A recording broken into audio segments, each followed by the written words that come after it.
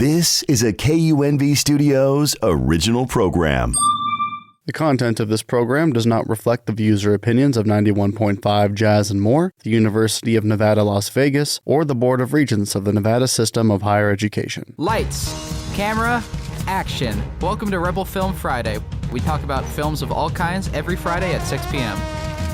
And I'm your host, Cameron. Hello, Rebels, and welcome to Rebel Film Friday. I am Cameron Margolis. I am a first-year undergraduate student at UNLV, and I am a film major, and I am joined here with... Jaden Simpson. I'm an English major. AJ Alamo, computer science major. And buckle up, because today things are about to get heavy. Today we will be looking at Back to the Future, released in 1985, directed by Robert Zemeckis and starring Michael J. Fox and Christopher Lloyd. Back to the Future opened to financial and critical success and is one of the most iconic movies of all time. For everyone who hasn't watched the movie, we will be spoiling pretty much all of it, so we recommend you go watch the movie first before listening to this episode. All right, right into the discussion, guys. So what did you think about the movie? It is a really good movie. Its only issue lies in the cliches, but at the time it came out, those cliches were just typical movie stunts and theatrics. I thought the movie was, again, good for its time. I think it has held up well and hasn't degraded too much in value. And I think definitely the special effects are more amazing than what most movies do at the current moment. And I think it really is kind of the grandfather of most movies. It sets a great door to many other inspirations that have come from it. Yeah, and I think for me, this movie has had a really special impact on me. This is one of the first movies I remember watching as a kid. So my dad introduced me to this, and it's been one of my favorites ever since. It has just such iconic lines and such an iconic script that there's not a lot that beats it for me. It's so rock solid from the beginning to the end. I loved all of it. You know, really to get a kind of more like good opinion on the movie, I'd probably have to watch it again, but yeah. Yeah. All right, we're going to transition right into the first question. So, the concept for Back to the Future was made by Bob Gale. Now, at the time, Bob Gale was at his parents' house, and he was rummaging through some storage bins in the basement, and he found out his dad's yearbook. And he flipped through his dad's yearbook, and he saw an old picture of his dad, and he was thinking, would I be friends with my dad if I met him in high school? So, the question I pose to you guys is, would you be friends with your dad if you met him in high school? I would have to say no, because I have talked to my dad and we are the complete opposite people other than looks, because in high school or even college, I had long hair, he had long hair. I was more of a nerd, and even though he had some nerd-ishness to him, he was way more athletic than me and did not care as much about education as me.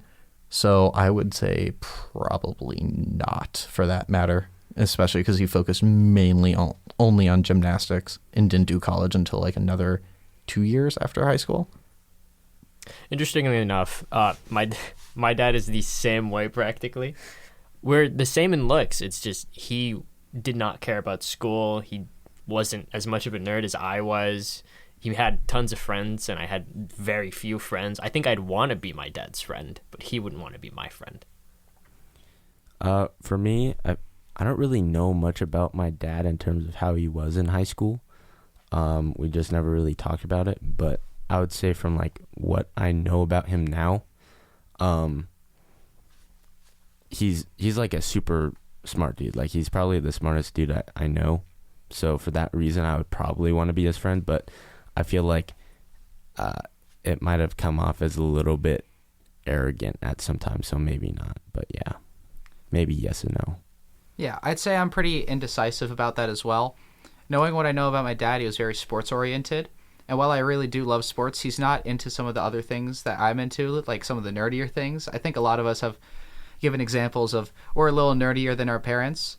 And I think it's really interesting because we also see that in the movie. We see that George McFly and Marty McFly are very different in terms of who they are as people, and they learn so much from each other from their limited time in 1955.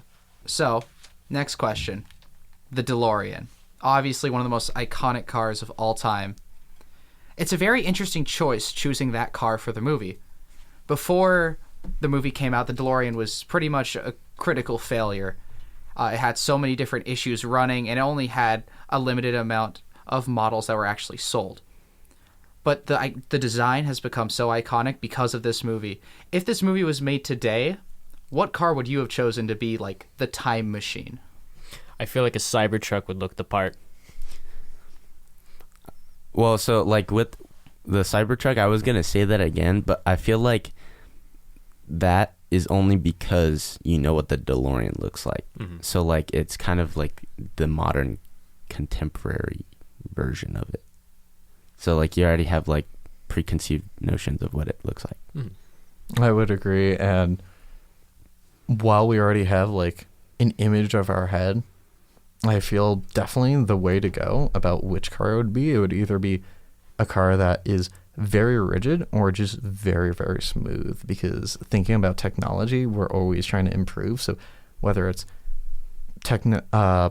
so smooth that it doesn't really have to worry about traction, so it can just increase speed right there and then, or if it's just very rigid because of all the mechanical components and the engine and everything. But if I had to choose a car, this is my personal favorite, probably a Ferrari, just because of how fast and how nice it looks just driving down, especially if it's a red one. That would be amazing. Just pulling up to any century or any time period with a Ferrari.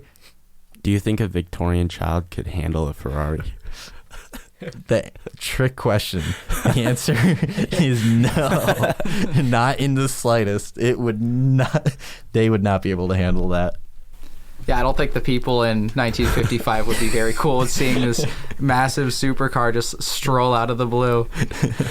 But I really like what you said about it being like a Ferrari. I was also thinking like a supercar or hypercar. Just cars known for going fast could generally be associated with some sort of time travel kind of machine. I think that's probably what I would choose. Maybe like an F1 car to make it really cool, or something with like really big, loud engines. That's only one seat though. You don't need other people to come back in time with you.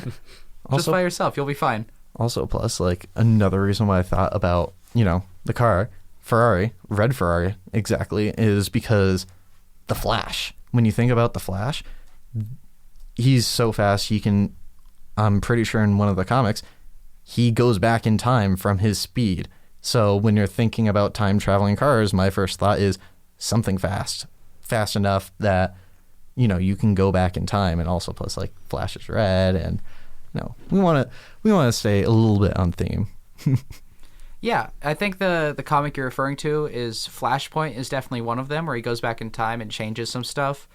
But yeah, we generally associate like really high speeds like the Flash with going back in time, because that's something that's been actually like proven in physics theoretically, is that if you go faster than light, you're going back in time. So speaking of the back in time part, the choice of the fuel for the DeLorean, they say that the fuel is radioactive. In other different interpretations of time travel, it's not radioactive. What would you say, like, if we made a time machine? If we, like, in our current day made a time machine, what do you think the energy source would be to make us go back in time? I would definitely kind of stick with the whole plutonium route, mainly because nuclear power is definitely one of the strongest, and at the moment we have no other more efficient power supply. It is the strongest, and by far it is very, very, I want to say, powerful. I mean, I kind of already said that with the strongest, but I couldn't see really anything else, because we haven't really, as to my knowledge, we haven't really messed much with nuclear power. So I feel that would be the main way to go, because, solar, wind turbines, fossil fuel, that's like all stuff, I want to say, that isn't as powerful or as efficient, because you need so much more energy from fossil fuel or wind turbines, solar panels, just to have any amount equal to just the sheer power of plutonium and just radiation in general. Yeah, I completely agree. I think if you could do another one, it might be like particle acceleration kind of stuff, or like a fusion reactor, like a mini one. That's the only way I could think that you could get enough power to theoretically go back in time. Anyways, I think we've gotten a little off subject from Back to the Future. Let's talk about some of the details. Robert Zemeckis was well reclaimed by his actors for being very attentive to all the details in the movie. One of them that I figured out, or one of them that I saw from the screening that we did, is that in the beginning, if you look at all the clocks in Doc's home, one of the clocks is a guy hanging off of one of like the clock hands. And so that foreshadows the climax of the movie where they're on the clock tower and he's trying to get the cable connected. Did you guys see any details like that, or anything you wanted to point out that you thought, oh, this is cool that they included this and it shows like the little shifts in time? Well, so I thought it was interesting how like every little detail was there. So, like for example, the twin pines. Yeah, the Twin Pine Mall. Going to the lone pine. Yeah. After you knocked it down. Like those very little details that you would probably miss are there, and I feel like even though you don't notice them consciously, you do subconsciously, because it's in your view, and it just makes the experience a whole lot more real. Like it immerses you, I think. Yeah, I didn't notice any of them consciously. It was all subconscious for me that just kind of grounded the movie. So I don't have any examples I could give you. For me, I would probably just kind of say the clock tower, because as soon as I kind of heard it, I was like, they're definitely going to play some kind of role to this. He's going to go back in time somehow. Well, not somehow, obviously, the DeLorean, but he's going to go back in time, going to forget some kind of power, and they're going to have to use that lightning that has been talked about so often that strikes the clock tower, and it's going to give him enough energy to get back home. Yeah, I really like the comments about like subconsciously interpreting a lot of the details, because while you may not have seen them on the first time, if you continue like rewatching it, you'll have a new appreciation for the movie. I saw for the first time the principal after the scene where Marty plays Johnny B. Good. The principal's like covering his ears, as in like it's too loud, which is something that's brought up when he tries to do the talent show at the beginning of the movie, or show up for the dance. When he tries to audition for the dance, his band, not the principal, but actually Huey Lewis, who makes a cameo in the movie, says, "You're just too darn loud." And that's later shown in the final scene where they're at the dance and he's playing guitar really loudly, and the principal puts his hands in his ears. And I thought that was just a really cool detail that I didn't see, even though I've seen this movie tons and tons of times. I thought that the way the movie kind of ties in all the different details between 1985 and 1955 was really well done. Like everything had a reason. Like everything mentioned in the beginning of the movie in 1985 had some sort of prior thing in 1955, and it connected very wonderfully, in my opinion. So like the whole bell tower, clock tower thing being stopped, and there's a flyer, he brings it out, 1955, and boom, there it is. Speaking of the clock tower, some people might not know that the clock tower wasn't actually originally in the script to Back to the Future. The clock tower was actually supposed to be a nuclear testing site in Nevada, and there was supposed to be a bomb that launched them back in time, or back to 1985. So, do you think the change to the script that was made purely for the fact that it was way too expensive, do you think the change to the script was for the better or for the worse, or do you just think it's kind of null and void, it's the same kind of quality?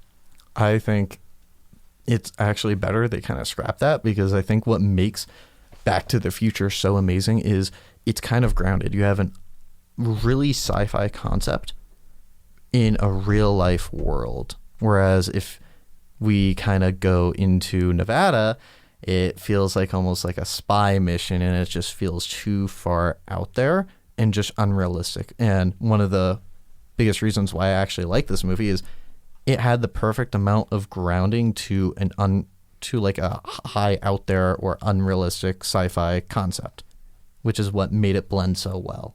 Yeah, no. I feel as though if they would have taken it to Nevada and a nuclear power plant, that would have just taken the movie out of its roots and just thrown it halfway across the ocean. That's not like, that entirely ungrounds it. And that's what makes the movie so good. Like he said, it's just a normal dude who got thrown back in time on accident, and he's trying to go back to the future. Yeah, I totally agree with their points. Instead of like just repeating it, I think a problem in modern movies that would have been done like in those, if they did the bomb, it happens a lot today. So like with movies like Fast and Furious and stuff, the first like 3 movies are so solid because it's like, bam, realistic, street racers, like this is awesome, this is real. But then as they progress through however many movies they have now, it's just gotten so fantastical and like so superhero, it loses its original gritty charm. I totally agree with that. Yeah, it's gone to the certain point that, if anything, for me, most movies now are just too unrealistic. They're not well grounded to the point, oh, I can relate to that, or just sitting in there, because there's just too much bizarre elements and it just doesn't make sense. Because this movie, I think it's just perfect, whether you're older, younger. It's a concept you can understand and follow along. But when you start just jumping the shark, like cars in space, I think we've like crossed a few like lines, and it's just too much. Because I think one of the hardest lines to define is what is too much in a movie. And I think this movie accurately does well with doing sci-fi concepts, because you're grounded and you have a premise to work off of. It's something that almost anyone could be like, oh, hey, I could be that kid, Marty, or what would I do in that situation? Because you can relate to it. And it's not just out of the blue where, Marty, we need to go to a test site and steal a nuclear bomb. This is just Spy Kids then. It just is too much, too fast, and it's just doesn't make it fun or just realistic. Because I think the beauty of this movie is it is, in a sense, realistic. If there was to be a car, all of this stuff would and could happen. It's not just, Marty, we went back and there's dragons because you made a T-Rex fly. Like, it's just too out there. I think this is perfectly well grounded and something what more movies should kind of do when they're using sci-fi concepts. Make it more grounded instead of just super out there. It's simple. Exactly. It's simple with a higher complexity of something that isn't in our world, time machine.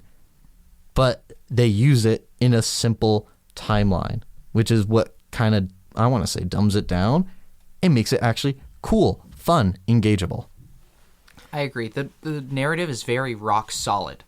So everything has a purpose, everything comes back to itself, and the fact that the clock tower is in it makes it so that the dance seems like it has more weight to it. Because he has to go straight from the dance and he has to go to the clock tower and he has to get home, so it makes it almost like a ticking time bomb kind of effect. On top of that, this was one of the movies that actually introduced time travel to cinema as a whole. So this was basically the first like big blockbuster time travel movie and brought kind of new meaning to the sci-fi genre as a whole. The grounding of it definitely made it so audiences can interact with it more and place themselves in the character's shoes. Marty is very much an audience surrogate so that we can like see the world through Marty's eyes. I think a lot of us feel what Marty feels with that fear of rejection. Same with George, that kind of fear that we're going to do something and we're just going to be rejected from it. We're going to be told we're no good. We're going to be told we'll never make it. And throughout the film, they constantly try to overcome their fear of rejection. By the end, they do. George overcomes his fear of rejection by 1, kissing Lorraine, and 2, standing up to Biff. And Marty actually faces his rejection in a slightly different way. He plays at the dance, which isn't highlighted as his moment where his fear of rejection goes away, but it's something that I kind of picked up on, that earlier he was afraid that he was going to be told he's no good at music, but here he is, he's playing music live for the dance, which is what he wanted to do back in 1985. So what did the fear of rejection theme mean for you? I related to it a lot. So like, for example, the whole concept of, oh, I'm probably not good enough, so I'm just not going to do it. That's like something that I've unfortunately kind of learned in a lot of stuff that I do. And so it was like, yeah, that's me. I can identify with that. And so the scene where like George McFly finally, stands up to Biff, I was rooting for him a lot. No, yeah, the theme of rejection is it's really common. So like, it's an easy one to relate to. I found myself personally relating to George and Marty a lot. Yeah, I agree.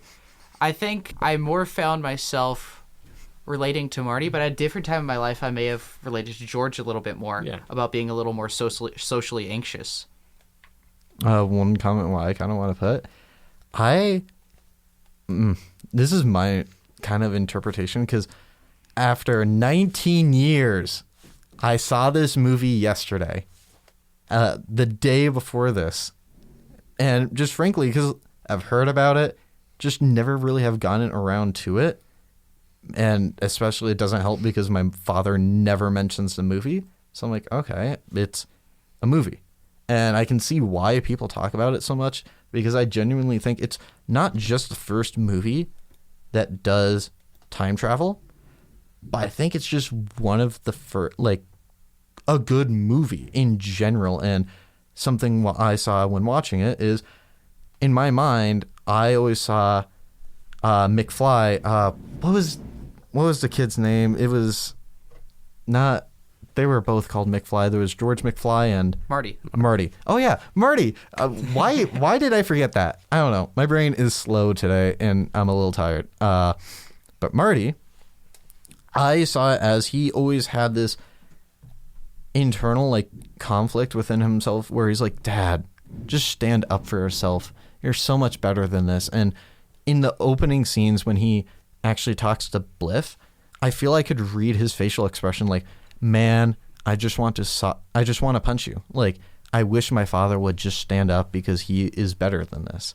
And in the movie, you can see him kind of just getting upset with his father. Like, dude, you just need to get up and be confident. Do it. Stand up for yourself. Otherwise, you'll always be pushed around. And he wants to tell him, this is what your future is going to be, but you can't. And I think I didn't really see so much of the struggle of his fear, but I think it was more so the struggle of just wanting his dad to succeed.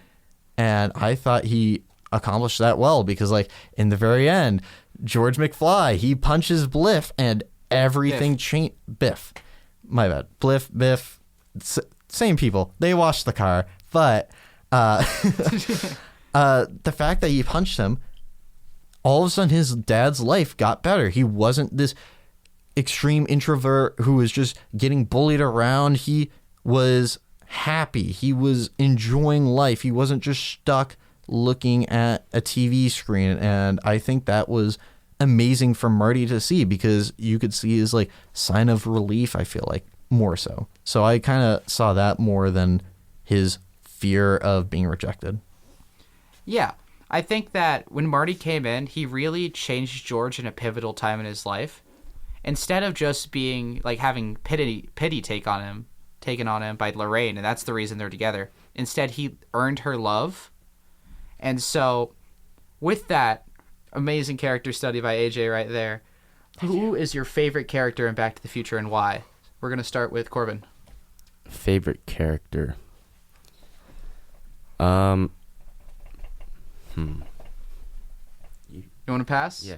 All right, we'll pass to AJ. Okay. I am just super excited about this because it is Doc. Oh, I love him so much. I think he is a phenomenal character, and just it's this crazy person who's a scientist, and just the bond you see between him and Marty is, I think, very, very amazing and very lovable. You can see them as just this dynamic duo. They're not blood related, but they are partners. They help each other out. And the idea, and towards the end of the movie or whatever, that Doc is just so excited, and he tells Marty that he's really just wanting to see and talk to him and tell him about the past few years, like the next 30 years or whatever, and talk about his future, I think is just amazing. I think he's a really cool character, and while he's not the main character, I think he just plays a pivotal role and is just amazing because he's goofy and funny, because while he's talking to Marty, he's like, did you get your dad to ask your mom out yet? He leans against the car in like comical style, it feels like.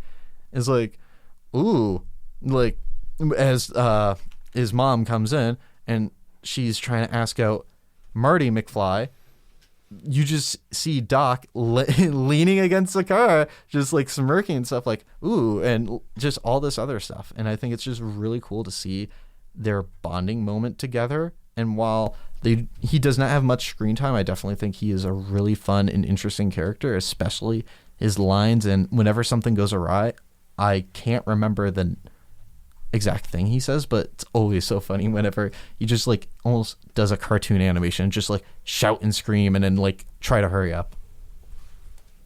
My original answer was probably Doc, but I'm going to pick a different one and go with George, because I relate to his social struggle and his fear of rejection in terms of the things he writes as well. That's something I relate to personally on a very large scale. And also his design in general is impeccable. Him and Marty are two sides of the same coin almost. And I think that is an incredible character design that they just ran off of. Same. All right. I definitely say my favorite character is Marty, which is a little basic, but I just really like his whole aesthetic and the fact that he's just the cool kid, you know? He's riding around on skateboards. He jukes Biff and the guys in the car in one of the coolest scenes where they just run into the manure truck. And yeah, so I'd say Marty is my favorite character. One thing I did want to bring up as well that I forgot to bring up earlier is the music is so good in this movie. You have Huey Lewis and the News in it. You have Chuck Berry. And you have this amazing score. The score is so iconic. The bum, bum, bum is everywhere. If you look up film scores, if you're into music at all in terms of film scores, you've heard it over and over and over again. What do you think makes a score like that iconic? In movies, music should serve the movie. And so I think it really comes down to the communication between like the composer and the director and the whole movie making process, where in each scene the music isn't drawing from the scene, isn't taking away your attention really, but it is adding. I absolutely agree. I think if they had something like weird in there, like if we heard Nickelback at some point in the movie, we'd all be instantly pulled out of it because that's not the time frame. In fact, that wouldn't even be in there because Nickelback didn't make music till the 2000s. But if you did some sort of edit where you added Nickelback or so like Daft Punk from the 2000s in, it probably wouldn't fit as well as the music of the time. Yeah, I think that's a really good way to look at it. It's additive to what the movie is, and any of the licensed music in it also adds to the narrative as well. We're just going to go over the film as like a whole. I loved the script, I loved the characters, I loved the direction, the cinematography. What did you guys... Overall, do you recommend it? I would recommend it. For me, based off of my criteria, it's probably like an 8.5. Yeah, I would definitely recommend. I'd say more of a 9 as a movie. Impeccable characters, again. The score, it is an amazing score. I would definitely recommend it. However, I would give it like an 8 out of 10 or a 7 out of 10, mainly because it is a great movie. However, I feel like it's lost a little bit of its value over the years. However, not much. Yeah, I think that for me, it's a perfect movie. A little bit of bias from nostalgia, but overall, I love it all. And that appears to be all the time we have for this week, Rebels. So it's time for us to make like a tree and get out of here. We hope you have a great weekend, and we'll see you next time on Rebel Film Friday.